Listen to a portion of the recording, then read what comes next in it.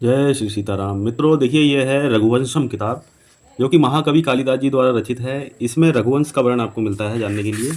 तो 19 सर्ग हैं, 19 सर्ग जिनमें रघुवंश का वर्णन कालिदास जी द्वारा किया गया है, और बाकी आगे के पेजों में इसमें टीका है।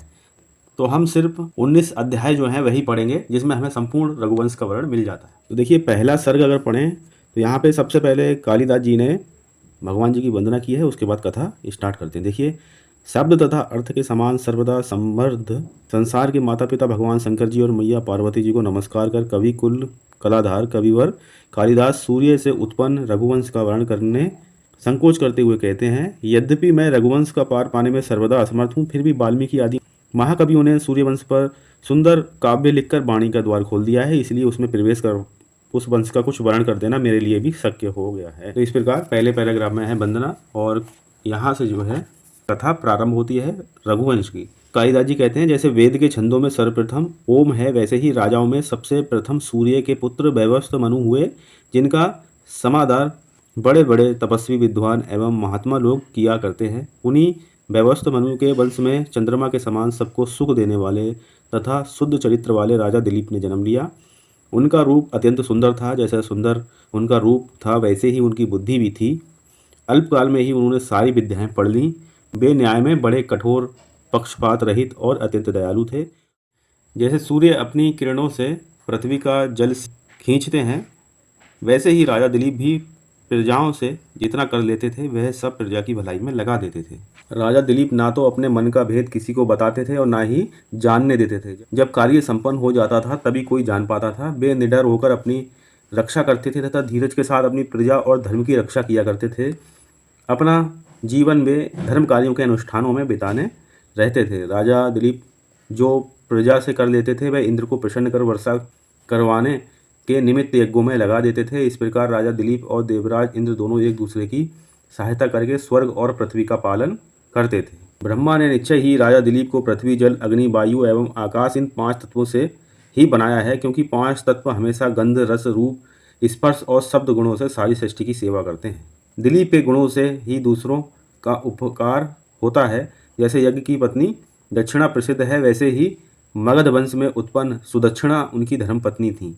उनकी बड़ी इच्छा थी कि मेरी प्यारी पत्नी सुदक्षिणा से मेरे जैसा सत्पुत्र उत्पन्न हो, अतः उन्होंने अपने राज्य का भार संभालने के लिए मंत्रियों पर सौंपकर सुदक्षिणा के साथ रथ पर सवार होकर वे अपने कुलगुरु महर्षि वशिष्ठ के आश्रम की ओर चल पड़े। उन्होंने अपने साथ अधिक सेवकों को नहीं लिया, क्योंकि उनकी भीड़ भाड़ से आश्रम के कार्यों में बाधा पड़ेगी।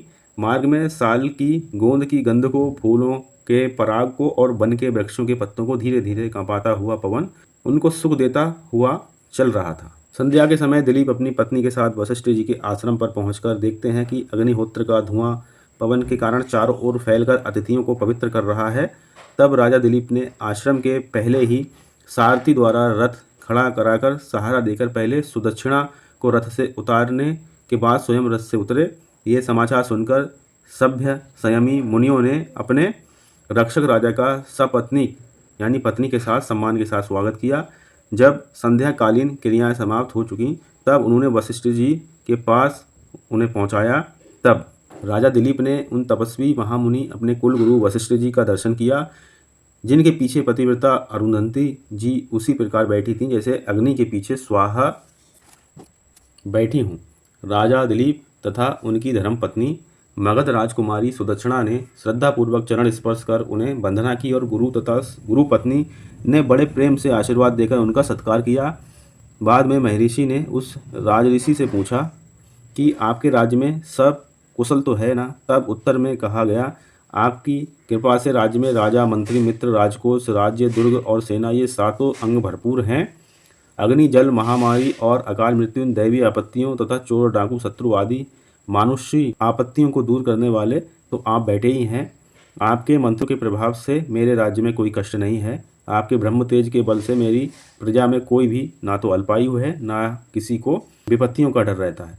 जब आप स्वयं ब्रह्मा के पुत्र ही हमारे कुलगुरु होकर हमारे कल्याण की बातें सोचते हैं, तो हमारा राज्य निर्विघ्न क्यों ना रहे? पर महाराज, आपकी इस पुत्र वधू सुदक्षिणा को संततिहीन देखकर सप्तद्वीपा यह पृथ्वी मुझे अच्छी नहीं लगती। अब तो मुझे ऐसा जान पड़ता है कि मेरे पीछे कोई मुझे पिंड देने वाला भी नहीं रहेगा। इसी दुख से मेरे पितर मेरे लिए श्राद्ध के अन्न को ना खाकर रोने लगते हैं और सोचने लगते हैं कि मेरे पीछे इनको कौन तर्पण आदि करेगा। इसलिए प्रभु अब कोई ऐसा उपाय बताइए जिससे मुझे पुत्र रत्न हो और मैं पितृ ऋण से मुक्त हो जाऊं, क्योंकि इक्ष्वाकु वंशी राजाओं की सभी कठिनाइयां आपकी कृपा से सदा दूर हो जाती हैं। राजा की बात सुनकर वशिष्ठ जी ने आंखें बंद कर क्षण भर के लिए योग बल से ध्यान लगाकर संतति निरोध का रहस्य जानकर राजा से कहा कि राजन, एक बार जब तुम देवासुर संग्राम में इंद्र की सहायता कर पृथ्वी को लौट रहे थे, तब मार्ग में कल्पवृक्ष की छाया में कामधेनु बैठी हुई थी। उस समय तुम्हारी धर्मपत्नी इस सुदक्षिणा ने रजस्वला होने पर स्नान किया था। उसके पास पहुंचने की त्वरा के कारण तुमने कामधेनु की ओर ध्यान नहीं दिया। उस समय तुमने उसकी प्रदक्षिणा ना कर गलती कर दी, अतः उसने क्रुद्ध होकर श्राप दे दिया कि तुम मेरी संतति की सेवा ना करोगे तब तक तुम्हें पुत्र नहीं होगा।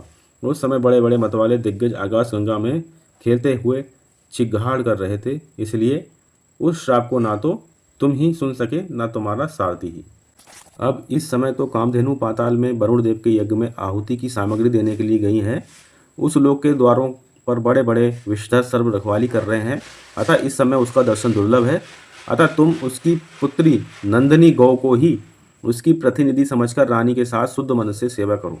इधर वशिष्ठ जी ये कह ही रहे थे कि सुलक्षणा नंदिनी वन से लौटकर आ पहुंची। अपना बछड़ा देखते ही उसके स्तनों से गर्मा गर्म दूध टपकने लगा। नंदिनी के खुर से उड़ी धूल के लगने से राजा वैसे ही पवित्र हो गए जैसे किसी तीर्थ में स्नान करके लौटे हों। शकुन के जानने वाले वशिष्ठ जी दिलीप से बोले कि राजन, तुम्हारा मनोरथ शीघ्र ही पूर्ण होगा, क्योंकि ये नंदिनी नाम लेते ही आ पहुंची है। तुम कंद मूल फल खाते हुए इसकी सेवा करो। जब यह चले तब तुम भी इसके पीछे पीछे चलना। जब खड़ी हो जाए तब भी तुम इसके साथ खड़े होना। ये बैठी हो तुम बैठ जाना। जब ये पानी पिए तुम पानी पीना। तुम्हारी वधू सुदक्षिणा को चाहिए कि वह नित्य प्रातःकाल बड़ी भक्ति से इसकी पूजा किया करे। जब ये वन को जाने लगे तब ये तपोवन के बाड़े तक उसके पीछे पीछे जाए और सायंकाल लौटते समय वहीं से अगवानी करके उसके आश्रम में ले आए। जब तक ये गौ प्रसन्न ना हो जाए तब तक तुम इसकी इसी प्रकार सेवा करते रहो। ईश्वर करे तुम्हारी कोई बाधा ना हो। जिस प्रकार तुम अपने पिता के सुयोग पुत्र हो वैसे ही तुम्हारी भी सुयोग पुत्र प्राप्त हो। राजा ने बड़ी नम्रता से वशिष्ठ जी से कहा कि ऐसा ही करेंगे। अनंतर उन्होंने तथा उनकी पत्नी ने गुरु से इस व्रत पालन की आज्ञा ली। रात अधिक हो चली थी, अतः वशिष्ठ जी ने राजा के व्रत के योग्य कंदमूल के भोजन और कुश की चटाई का प्रबंध किया। वशिष्ठ जी ने जो पर्णकुटी बनाई थी उसी में राजा दिलीप ने ब्रह्मचारी का पालन करते हुए रानी सुदक्षिणा के साथ कुश की चटाई पर सोकर रात बिताई। तो मित्रों 19 सर्गों में कथा यानी 19 चैप्टर होंगे। पहला चैप्टर पढ़ लिया, दूसरा चैप्टर पढ़ेंगे।